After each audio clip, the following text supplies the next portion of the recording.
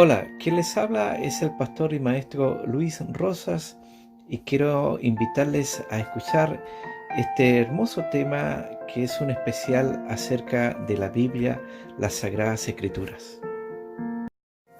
Lo primero que quiero compartirles es este pasaje de Isaías capítulo 40 en el verso 8, que en la Reina Valera 60 dice lo siguiente, dice: sécase la hierba, marchítese la flor, mas la palabra del Dios nuestro permanece para siempre. La supervivencia de la Biblia ha sido porque Dios mismo ha preservado su palabra, en este caso la Biblia. Y así nosotros podemos comenzar a entender este tema de esta supervivencia sin par de la Biblia. Bueno, ha tenido una resistencia al transcurso del tiempo, porque a pesar de ser un libro tan antiguo, la Biblia ha sobresaltado con gran éxito el paso destructor muchas veces del tiempo. A pesar de haber sido escrita en materiales que perecen, hay más copias de ella que de ningún otro libro de la antigüedad. Por ejemplo, tan solo del Nuevo Testamento hay 14.000 manuscritos. En contraste, los manuscritos de obras literarias de Grecia o de Roma pueden contarse con los dedos de las manos y muchas de ellas muchas veces están incompletas. Por ejemplo, el hecho de copiar a mano la escritura durante un periodo de 3.000 años, es decir, desde que Moisés escribió el Pentateuco hasta la invención de la imprenta, hubiera hecho posible una asombrosa multiplicación de los errores por parte de los copistas.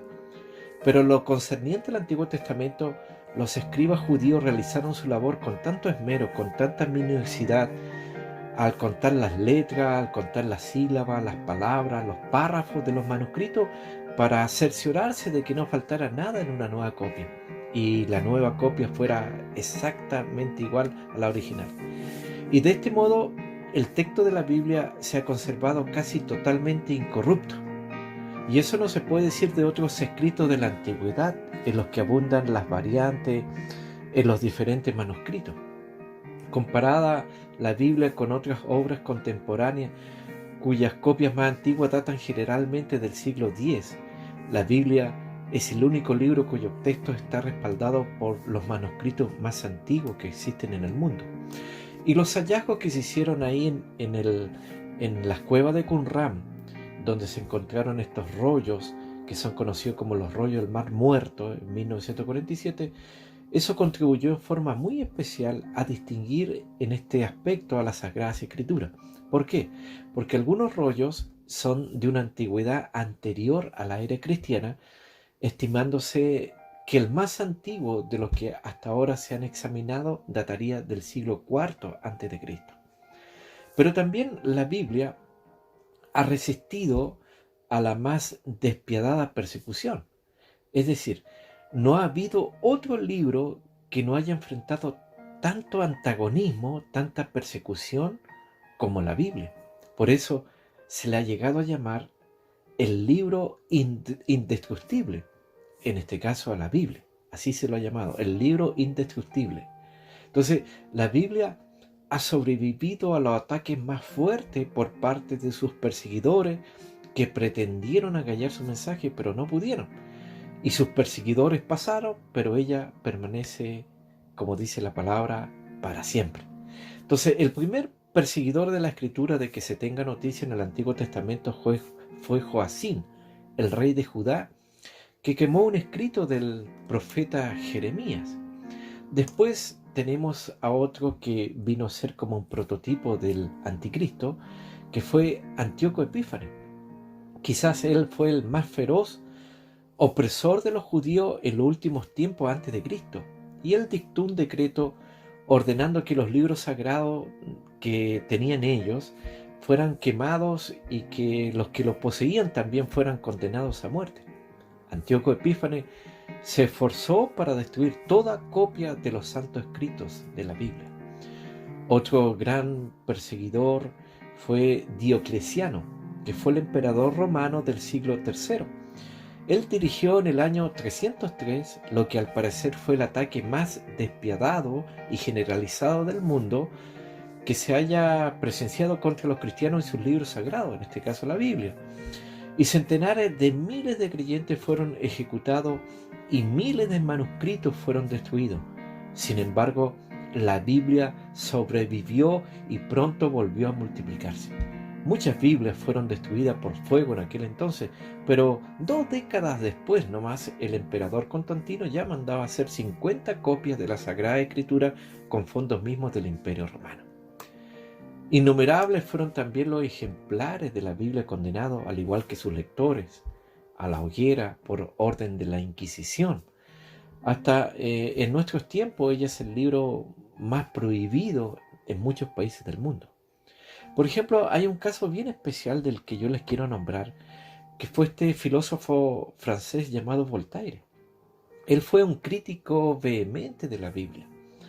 Él, según él, habló en nombre de muchos en una conferencia con un tono muy altanero y muy orgulloso.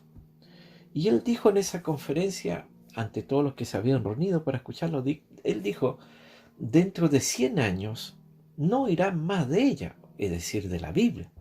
Y dijo posiblemente van a encontrar alguna copia en algún museo lleno de polvo, pero o de lo contrario, dijo ella, habrá desaparecido completamente, es decir, la Biblia. Y será un libro completamente desacreditado. Así se refirió él a la Biblia, de muy mala manera.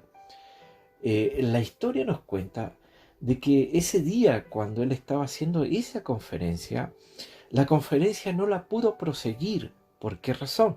Porque él se comenzó a sentir mal y pidió disculpas y tuvo que terminar la conferencia porque se sentía mal, y cada rato pasaban los minutos y pasaban las horas y se sentía más mal de lo que él estaba. Los primeros médicos que lo vieron dijeron y concordaron que estaba mal. Le trajeron los mejores médicos del mundo y todos ellos concordaron en lo siguiente, que estaba muy mal y nadie sabía qué realmente pasaba, pero todos concordaban en ese punto de que estaba muy mal, estaba grave y se enfermó mucho hasta el punto que entró en delirio. Él, junto con haber desacreditado la Biblia, también había negado el cielo y el infierno. En sus alucinaciones que él comenzó a tener cuando entraba una enfermera, cuando entraba un doctor, y entraban a veces con delantal blanco, muchas veces él preguntó: ¿eres tú el Mesías? Después que él había negado todo lo respecto a Dios. Y las últimas palabras que se tiene memoria antes de su muerte fueron: nos vamos a ir al infierno. Eso fue lo que él gritó. Increíblemente, 100 años después de la muerte de Voltaire, en su misma casa ahí en París, donde fueron dichas esas palabras contra la Biblia, esas palabras altaneras y llenas de orgullo, la que fuera la casa de Voltaire, 100 años después se llegó a convertir en propiedades de las sociedades bíblicas y pasó a ser un centro de distribución de la Biblia a lo largo y ancho de todo el mundo. Entonces, cuando tomamos la Biblia, estamos teniendo en nuestra mano un libro que ha sobrevivido a los intentos repetidos por destruirla a la fuerza o por algún argumento durante más de 2000 años. Y a pesar de todo eso, ha sobrevivido y ha permanecido intacta a lo largo de los siglos, porque Isaías ya había dicho que la hierba se seca, la flor se cae, pero la palabra de nuestro Dios permanece para siempre. Pero también la Biblia ha resistido a la crítica más destructiva contra ella. Desde hace unos 2 siglos hasta nuestros días, la Biblia ha tenido que soportar un ataque muy insidioso, si bien menos terrible en sus efectos. Pero esta vez sus enemigos han cambiado de estrategia, ya no procuran destruirla físicamente, sino pretenden invalidar su contenido. Y en nombre de la libertad de pensamiento, la ciencia moderna, los incrédulos han atacado la veracidad de este libro, con el fin de minar la confianza que tienen muchos de sus lectores, de los cuales somos nosotros. Entonces, sus enemigos no han vacilado en acusarla de estar plagada de errores, plagada de mitos, plagada de contradicciones. Y con todo eso, los mismos descubrimientos científicos, especialmente arqueológicos, se han encargado de vindicar a la Biblia misma.